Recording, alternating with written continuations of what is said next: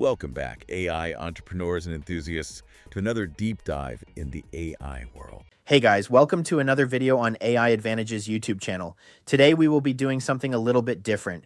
We will do a deep dive into two AI no-code and low-code IDEs. We will be able to look at their nuances around the different styles when creating a demo for a client, like I am doing today. Okay. Hey guys, so we jumped right into Replit here, and this will be the first software that we will be looking at for this project. So my original prompt says I need to create a proof of concept that shows a dashboard that integrates with email.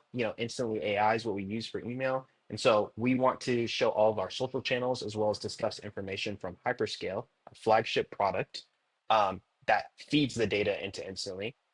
This page is to highlight statistic dashboards on your email campaigns, overall inbox management, and then any other social media channels you want to plug in for statistics. Now, based on this, we got right into this design, which is very impressive. That I was able to pull the logos from the website I gave it, dash hyperscale. Uh, Also, it created Hyperflow, which is really cool that it automatically found a rebrand like mix up of the original branding of Hyperscale. I think that is very impressive. And yeah, this is dummy data. So this isn't our company data, but it shows a very good proof of concept for the client, and this is exactly what I want. So, overall, I love the color scheme. I love how it looks futuristic, very AI-esque.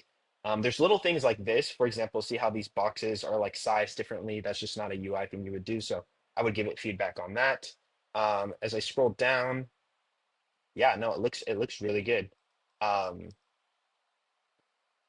so as we click the different side menus, we're getting a 404 code, which means they're just not developed. And so it created a landing page, and I'm glad it stopped there so I could confirm the design choices as well as kind of the direction we're going in for the user experience as well. And so far, I'm on board. I love it. And this is kind of the magic of Replit. You see how simple my original prompt was, and then look at what it was able to put out in terms of pulling all the context and the contextual clues to even create something like this is beautiful. Um, yeah, and I love how it adds features like start auto scroll, reset, and it gives you like the different pin numbers for the different areas of the landing page. So the next thing that I'm going to ask it to do is obviously develop out these sub pages, and then I'm going to also ask it to fix these little UI issues. So I will show you the prompt in just a moment. Okay, so right here we have our fully built version of this Hyperflow dashboard. So I essentially gave it the feedback that it needed to build out the side menus. And I also, told it to adjust the icon sizes. So we'll go ahead and look at each page. Yeah, it built out every single page, made them scrollable. This is exactly what we want. Yeah, even has settings where you can turn on the auto reports, download your data. Interesting. I'm going to ask it to make this interactable because as we can tell, that is not working. So please make the toggle to switch. Yeah, we essentially want to make sure it's an interactable interface and not just an image. It did this on most of the pages, but yeah, this page is not. The cool thing is we can also check the other screen size views here. So I've been checking based on my iPhone 14 Pro Max, like what things look like.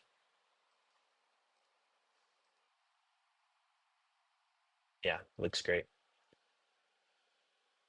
Okay, so right now it's working on editing the setting page to make it interactable. Next, while it's doing that, we'll go ahead and check in on Rocket. So here is Rocket, and I gave it a very similar prompt, and I'll go ahead and show you. I need to create a proof of concept that shows a dashboard that integrates with email, instantly.ai, plus all social channels. It said, this is his plan to do it. It took about, and then it created this checklist, and it took about, I would say, 3 hours to fully build out every single page and feature on this checklist. Even now, the integration settings is not built out, so I'm gonna have it do that, but everything else is built out. Yeah, and I pretty much was just trying to get some of the logo placement to get moved around. I moved this over here from on the left. Yeah, another thing was looking at the different screen sizes. So here we can switch just like Replit, and like it looks good, except this looks messed up. Obviously, the logo's sandwiched. Um, so most of the things are looking good. It's just mostly UI and UX tweaks, right? Which is what we want. We want the actual like basis of the software to be correct. Okay, so I have typed this prompt. I essentially want it to readjust the menu. I added a screenshot as this is all messed up in terms of proportions. Let's see if we see anything else here. Everything else is okay here. This is not gonna work.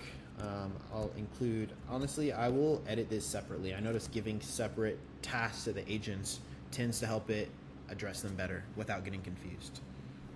One thing also to note is Rocket, I noticed, takes a bit longer to fulfill each request. So it's something to note. All right, we'll let it continue working on this request before we send another request. Let's go back to Replit. As we can see, Replit's already done with the changes that we requested. So let's go ahead and test it. If we go to settings, it does change now. So that is exactly what we want. And you saw this was not interactable before. So I think that this is good to go. We will go ahead and redeploy this.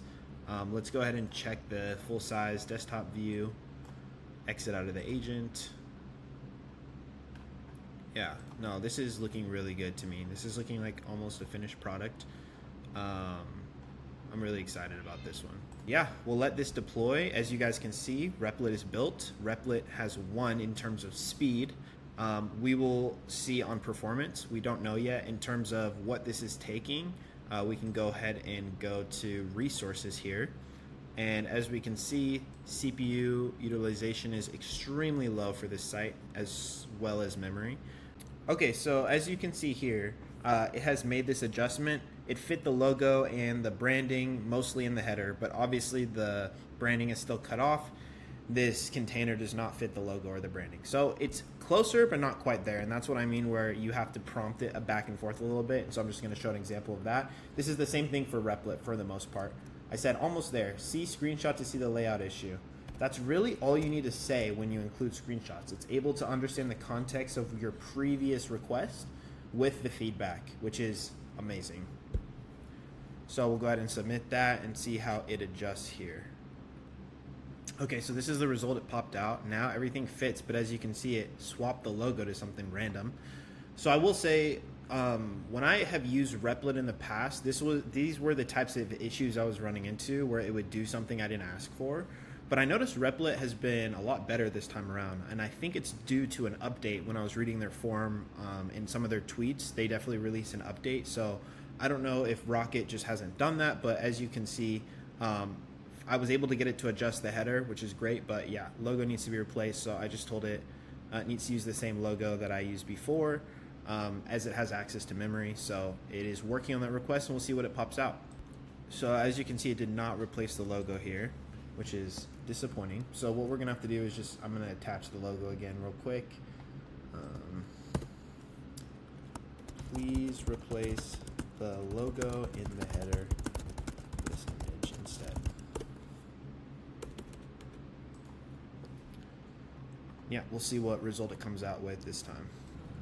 Okay, so now it dropped the logo back in, but then repeated the same issue we had originally. So as you can tell, sometimes you do end up going in circles. And I know as these IDEs get better, this will be reduced. But sometimes it's kind of the price you have to pay for the time savings in general. Of course, you're still saving a bunch of time by using a tool like this. Yeah, but let me go ahead and give this feedback again so I can process this while I talk about it. Okay, here we go. So hopefully it moves the whole container to the left is what I'm hoping. But yes, this is one of the challenges at this point in time using these IDEs. But like I was saying, overall, you're still saving a bunch of time, so I believe it's worth it. Okay, so because Rocket has had worse results with this project, I just had to re-up tokens for the third time. That means it is now 3 times as expensive as Replit was to build this project. Cost me $60 so far to build it in Rocket, and for Replit it was $25 so far, and didn't have to re-up on tokens. So now that we've re-upped, we're on the homepage of Rocket, so we'll go back to our project here, Hyperflow dashboard. Every time you re-up, it gives you 5 million more tokens, which seems like a lot, but they go fast, unfortunately. The site is built out now. I was able to fix that header issue. The issue now is when I publish it, yeah, as you can see, the header issue is fixed. So here we go. This is our Rocket created dashboard of Hyperflow, and then we have our Replit created dashboard of Hyperflow. Now we're going to go ahead and go through each part of the dashboard. Oh, generating. Okay, here we go. So we have the unified dashboard, the campaign management, which I really like this UI layout of how it breaks down the numbers, the percentages, the KPIs with an AI generated image for each asset related to each category. We have the email integration hub, has all your KPIs right where you'd want to see them.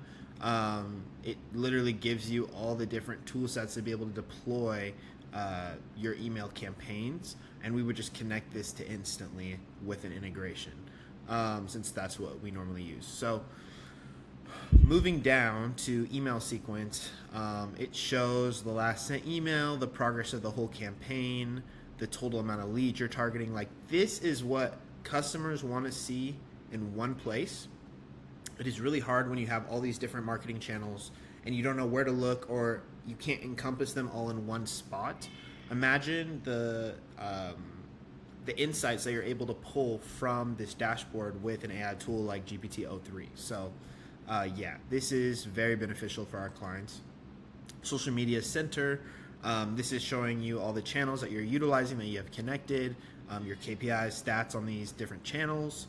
And then analytics and reporting, which gets into the total KPIs. And this is really useful for our clients to see the total growth of all of their marketing channels.